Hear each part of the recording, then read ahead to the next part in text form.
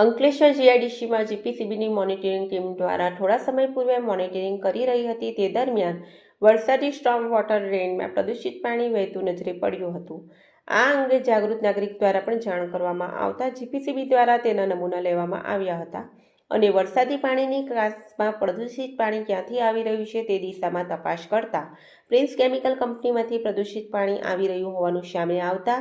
જીપીસીબીએ સ્થળ તપાસ કરી બંને સ્થળેથી નમૂના લીધા હતા અને નમૂના એનાલિસિસ કરવા માટે લેબમાં મોકલ્યા હતા, જેનો લેબ રિપોર્ટ આવતા જ વડી કચેરી ખાતે રિપોર્ટ કર્યો હતો। જે રિપોર્ટ આધારે જીપીસીબી વડી કચેરી દ્વારા તાત્કાલિક અસરથી પ્રિન્સ કેમિકલને ક્લોઝર નોટિસ ફટકારી હતી અને તેને 2 લાખ રૂપિયા બેંક ગેરંટી જમા કરાવવા આદેશ આપ્યો હતો। તેમજ વીજ નિગમ અને નોટિફાઈડ વિભાગ દ્વારા વીજ અને પાણી જોડાણ કપાઈ નાખવાનો હુકમ કર્યો હતો, જે આધારે વીજ અને નોટિફાઈડ અંકલેશ્વર વિભાગ દ્વારા જોડાણ કાપી નાખવાની કાર્યવાહી કરી હતી।